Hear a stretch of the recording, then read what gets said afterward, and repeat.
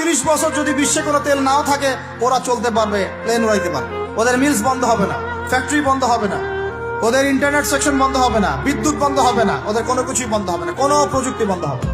এত তেল তারা রিজার্ভ করলো কি দিয়ে? ওর দেশে ছাপানো বিনামূল্যের ডলার দিয়ে। এবং সেই ডলারটা আমরা নিলাম, নিয়ে আমরা মাশাআল্লাহ অট্টালিকা নির্মাণ করলাম, আর মনে করলাম যে মাশাআল্লাহ আমি তো খুব ধনী হয়ে গেলাম, সমৃদ্ধি অর্জন করলাম। এরপরে তারা আরবদেরকে বুঝালো, ইয়া শাইখ, আরবদেরকে বুঝালো, হাবিবি, ইয়া হাবিবি, কাছে আসেন, শোনেন, আমরা আপনাদের কাছে তেল আছে, আপনারা তো তেল বয়কট করে দিয়েছেন, আর তেল ছাড়া তো আমাদের যুদ্ধ বিমান ফ্লাই করছেন। তেল কাদেরকে দিয়েছে আল্লাহ পাক? মিডল ইস্ট আরবকে দিয়েছে, ঠিক আছে? এখন হাবিবিকে বলা হচ্ছে আপনারা তো তেল বয়কট করে দিলেন। এটা করেছিল বাদশাহ ফয়সাল, বলেন রাহিমাহুল্লাহ। উনি একজন সাহসী নেতা ছিলেন, এই জন্যই তাকে গুপ্ত হত্যা করা হয়েছে। সাহসী যারা, তাদেরকে গুপ্ত হত্যা করে, এটা একটা সুন্নত, এটা মাথায় রাখবেন। খুব ট্যালেন্টেড একজন দেখবেন, খুব ট্যালেন্টেড একজন বিজ্ঞানী দেখবেন, হঠাৎ তাই তাপাস করে মিসাইল এসে পড়ে গেল। এমন সূক্ষ্ম স্নাইপার দূর থেকে 12,000 কিলোমিটার দূর থেকে মেরে দিল, আপনার কলিজের মধ্যে ফেলে গেল। এগুলো জেনে বুঝেই আমরা প্রতিদিন সকাল করি, সন্ধ্যা করি, আলহামদুলিল্লাহ। কারণ অ্যাটলিস্ট আপনাকে তো জানতে হবে, জেনে নেন, পরে আপনারা চিন্তা করবেন যে কিভাবে লাইফ লিড করবেন। ফাযাক্কির ইন্নামা আনতা মুযাক্কির, আপনি উপদেশ দিন, শুধু আপনি উপদেশদাতা, লাস্তা আলাইহিম বিমুসাইতির। ফাযাক্কির ইন নাফাআতিয যিকরা সায়াযাক্কারু মান ইয়াখশা, যারা আল্লাহকে ভয় করে তারা ফিরে আসবেন ইনশাআল্লাহ। তো যেটা বলছিলাম, বাদশাহ ফয়সাল একদম বয়কট করে দিলেন। এবার ওরা এসে বুঝাচ্ছে যে তেল ছাড়া তো আমাদের চলছে না। এদিকে ওদের ডলারের মান কমে যাচ্ছে, মুদ্রাস্ফীতি হচ্ছে, ইনফ্লেশন হচ্ছে। এখন তারা বোঝালো যে ঠিক আছে, একটা চুক্তি করা যায়। যুবকরা ভালো করে শোনেন, এগুলো জানেন না বলেই অনেক সময় আপনি সহি বলে সহি ভুল পথে যাচ্ছেন। ভাই, সহি পথেই যাচ্ছেন, বাট এটা সহি ভুল হয়ে যাচ্ছে। কথা বুঝাতে পারছি?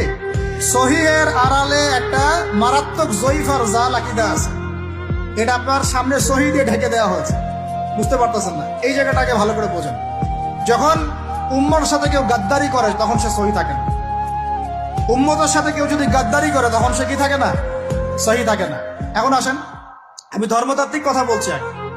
এখানে বাদশাহ ফয়সাল তাকে কনভিন্স করা হলো, ঠিক আছে আমরা তেল কিনবো, আপনাদের কাছ থেকে কিনবো, আপনাদের গলফ কান্ট্রি যেগুলো আছে এদের কাছ থেকে কিনবো, তবে একটা শর্ত, আপনারা তেল বিক্রি করবেন শুধু মার্কিন ডলারে, অন্য কোনো কারেন্সিতে তেল বিক্রি করতে পারবেন না। আপনি বাংলাদেশ গভর্নমেন্ট যদি গিয়ে এক ব্রিফকেসের মধ্যে 1 কোটি টাকা নিয়ে যায়, বুঝেন কথা, বুঝতে পারতেছেন? 1 কোটি টাকা আমাদের টাকা নিয়ে গিয়ে যদি বলে শেখ হাবিবি আমাকে তেল দাও, ওরা বলবে তেল দিতে পারবো না, খালাস, কুল্লু খালাস, এখান থেকে বের হও। কথা বুঝতে পারেন নাই? 1 কোটি কি দিবেন? টাকা, তেল দিবেন, লিখে নেন, দিবেন। কিন্তু সেই 1 কোটি টাকাকে যদি আপনি ডলারে কনভার্ট করেন, ওটাকে ডলার দিয়ে কনভার্ট করেন, করে যদি বলেন হাবিবি তেল, তখন বলবে যে আসো তাড়াতাড়ি লাগবে, তেল নিয়ে যাও, খালাস, কুল্লু খালাস। কথা বুঝতে পারছেন? তেল বিক্রি করব শুধুমাত্র ডলার দিয়ে, ডলার ছাড়া অন্য কোনো কারেন্সিতে তেল বিক্রি করতে পারবো না। এইটা পশ্চিমারা আরবদের সাথে একটা সন্ধি করলো, আর কি চুক্তি করলো। এই চুক্তির নাম হলো পেট্রো ডলার মনিটারি সিস্টেম। বুঝতে পারলাম? Petro dollar monetary system. এর বদৌলতে আরবের মরুভূমি হয়ে গেল এখন একদম অট্টালিকার প্রাসাদ। বোঝা যায়? মরুভূমিগুলো হয়ে গেল কি অট্টালিকার প্রাসাদ, আর বাকি পুরো মুসলিম উম্মার উপর দেখেন কি তোর অবস্থা। শুধু তাই না, ওই ডলার হলো একদম লিডার, কারেন্সির লিডার। এখন ওই ডলার তেলের মান নির্ধারণ করবে, আপনি টাকা দিয়ে করতে পারবেন। সারা বিশ্বের সবচেয়ে বড় অর্থনৈতিক জুলুম হচ্ছে এই পেট্রো ডলার মনিটারি সিস্টেম। এর চেয়ে বড় কোনো জুলুম হয়নি অর্থনৈতিক জীবন। এখন অনেক ওলামায়ে কেরাম আছেন আপনারা এখানে, আমি জানি উপস্থিত, আপনারা একটু ফিকহের কিতাবগুলো মোতালা করে আমাদেরকে একটা ফতোয়া দিয়েন, এরকম মনিটারি সিস্টেম প্রণয়ন করা জায়েজ না নাজায়েজ। এটা আপনারা চিন্তা ফতোয়া দিয়েন, আমি ফতোয়া দিতে পারবো। আমি অর্থনৈতিক ভাষায় বলতেছি যে এই মনিটারি সিস্টেমটা পুরো বিশ্বে জুলুম নিয়ে আসছে। এখন আদতে, এখন শোনেন, এই অংশটুকু শোনেন, তারপরে আমি শেষের দিকে চলে আসতেছি। আদতে এতে পশ্চিমাদের লাভ কি হয়েছে শুনেন। আমার কাছে এই যে ডলার, এটা আমি ছাপাই আমার দেশে, আমার কারখানায়। আমার খরচ হচ্ছে কাগজ, আমার খরচ হচ্ছে মেশিন, আমার খরচ হচ্ছে কালি। বোঝা যায়? বোঝা যাচ্ছে? আচ্ছা, এখন সেটা আমি বানালাম, ছাপালাম, গিয়ে আমি আরবকে দিলাম, তেল দাও।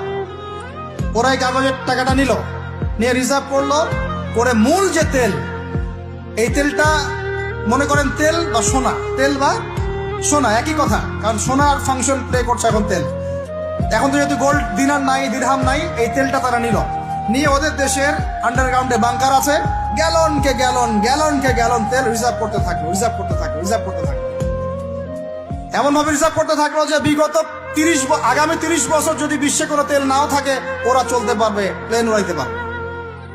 ওদের মিলস বন্ধ হবে না, ফ্যাক্টরি বন্ধ হবে না, ওদের ইন্টারনেট সেকশন বন্ধ হবে না, বিদ্যুৎ বন্ধ হবে না, ওদের কোনো কিছুই বন্ধ হবে না, কোনো প্রযুক্তি বন্ধ হবে না। এত তেল তারা রিজার্ভ করলো কি দিয়ে? ওর দেশে ছাপানো বিনামূল্যের ডলার দিয়ে।